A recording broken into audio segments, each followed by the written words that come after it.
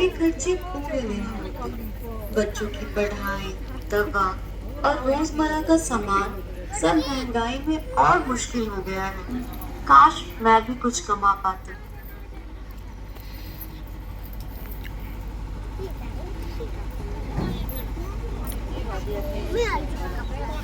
सुनीता, तुम्हारी दुकान तो अब बहुत अच्छी चल रही है। दिन ब दिन काम भी बढ़ रहा है। मैं भी कुछ करना चाहती हूँ, लेकिन घर की हालत ही ऐसी है। पैसों की तंगी हमेशा बनी रहती है। पति की थोड़ी सी कमाई से घर खर्च ही मुश्किल से चलता है।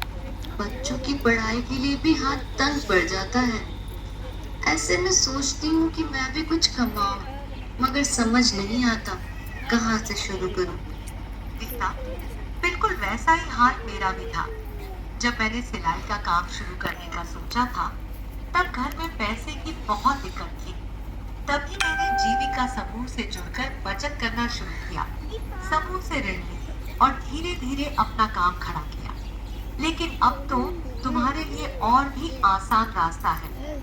आसान रास्ता? कैसे?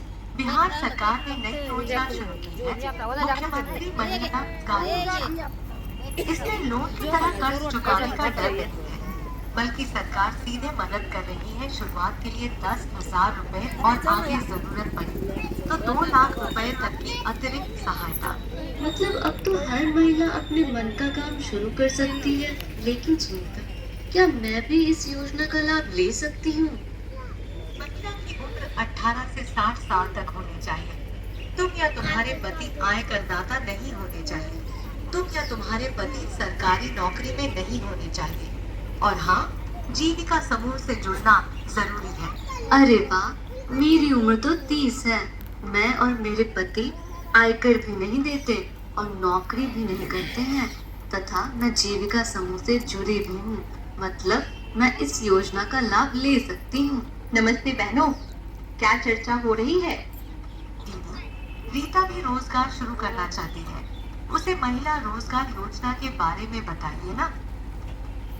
रीता, तुम्हें ग्राम संगठन में आवेदन देना होगा। ग्राम संगठन बैठक में अनुमोदन होगा। प्रखंड इकाई और जिला इकाई आवेदन की जांच करेंगी। फिर जीविका मुख्यालय तुम्हारे बैंक खाते में डीबीटी से सीधे पैसे भेज देगा। वाह दीदी, सीधे बैंक खाते में पैसे आएंगे, ये तो बहुत अच्छा है। और कोई महिला शहर में रहती हो तो ऑनलाइन पोर्टल से आवेदन कर सकती हैं।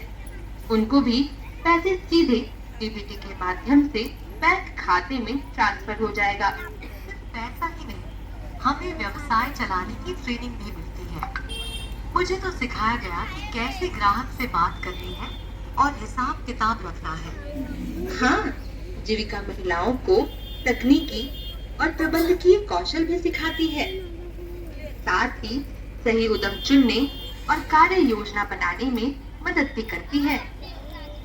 दीदी, अब तो मुझे भी अपना व्यवसाय करने का हौसला मिल गया है। अच्छा दीदी, एक बात बताना, क्या मुझे इसके लिए आपको या किसी को कुछ पैसे भी देने होंगे? नहीं रीता, यह पूरी प्रक्रिया जीविका के द्वारा पूरी की जाएगी। तुम्हारे जैसे किसी भी लाभार्थी को किसी को भी पैसे देने की जरूरत नहीं है। अगर कोई इस तरह का मांग करता है तो इसकी शिकायत जरूर करना है। तो बहनों, यही है मुख्यमंत्री महिला रोजगार योजना। हर परिवार की महिला बनेगी उद्यमी और आत्मनिर्भर बिहार की नई पहचान।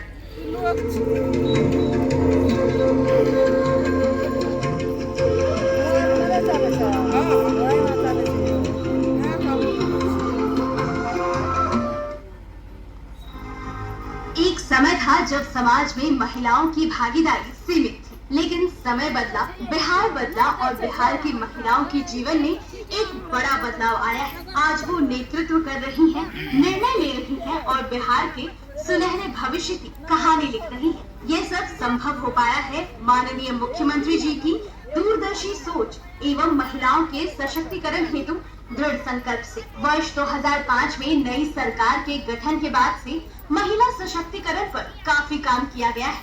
सर्वप्रथम वर्ष 2006 में पंचायती राज संस्थाओं एवं वर्ष 2007 में नगर निकायों में महिलाओं के लिए 50% आरक्षण का प्रावधान किया गया। वर्ष 2013 में बिहार पुलिस ने भी महिलाओं के लिए 35% आरक्षण का प्रावधान किया गया, जिसका परिणाम है कि आज बिहार पुलिस में महिलाओं की संख्या देश में सबसे अधिक है। वर्ष 2016 से महिलाओं को सभी सरकारी नौकरियों में 35% आरक्षण दिया जा रहा है, जिससे सभी सरकारी क्षेत्रों में महिलाओं की भागीदारी बढ़ी है। महिलाओं की मांग पर ही राज्य में शराबबंदी लागू की गई। साथ ही महिलाओं के उत्थान एवं उन्हें सशक्त बनाने के उद्देश्य से कई योजनाएं क्रियान्वित की जा रही हैं। मुख्यमंत्री कन्या उत्थान योजना, मुख्यमंत्री बालिका साइकिल योजना, मुख्यमंत्री बालिका पोशाक योजना, मुख्यमंत्री महिला उद्यमी योजना। लोगों ने पहली योजना क्या शुरू की? मध्य विद्यालय में पढ़ने वाली लड़कियों के लिए, मिडिल स्कूल की लड़कियों के लिए पोशाक योजना की शुरुआत की और हमने साइकिल योजना की शुरुआत की और साइकिल खरीदने के लिए लड़कियों को पैसा दिया जाने लगा और लड़कियां साइकिल खरीदने लगी।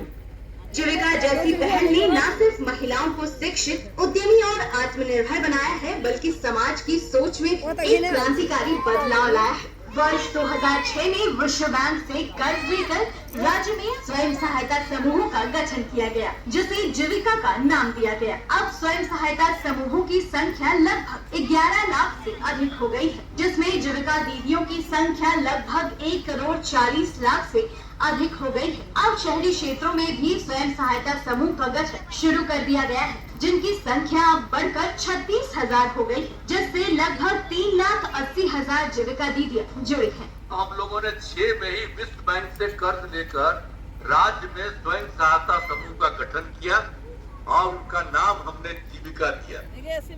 तो अब स्वयं सहायता समूह की संख्या लगभग 11 लाख हो गई है। आज इसमें जीविका दीदियों की संख्या 1,40,00,000 हो गई। 18 अप्रैल से 20 जून 2025 तक राज्य के सभी 38 जिलों में 70,000 से अधिक स्थानों में महिला संवाद कार्यक्रम में लगभग 1,55,00,000 से अधिक महिलाओं ने संवाद के दौरान अपनी बात रखी। महिला संवाद के उपरांत माननीय मुख्यमंत्री द्वारा कई अभूतपूर्व निर्णय लिए गए, जैसे सामाजिक सुरक्षा पेंशन की राशि 400 रूपए से बढ़ाकर 1100 प्रति माह कर दिया गया। स्वयं सहायता समूह को 3 लाख रूपए से ज्यादा की बैंक ऋण पर अब सिर्फ 7% ब्याज देना होगा। लड़कियों के विवाह कार्यक्रम आयोजन में सुविधा के लिए प्रत्येक ग्राम पंचायत में विवाह मंडप का निर्माण कराया जाएगा। जीविका संपोषित सामुदायिक संगठनों के सभी सेवा प्रदाताओं के मानदेय को दोगुना कर दिया गया। जीविका दीदी की रसोई का संचालन जिला समाहरणालय, अनुमंडल कार्यालय एवं प्रखंड कार्यालय में किया जाएगा। राज्य के सभी बिजली उपभोक्ताओं को 125 यूनिट मुफ्त बिजली प्रदान किए जाने का निर्णय लिया गया, जिससे अब लगभग मुफ्त ही बिजली उपलब्ध हो रही है। राज्य सरकार द्वारा दिनांक 29 अगस्त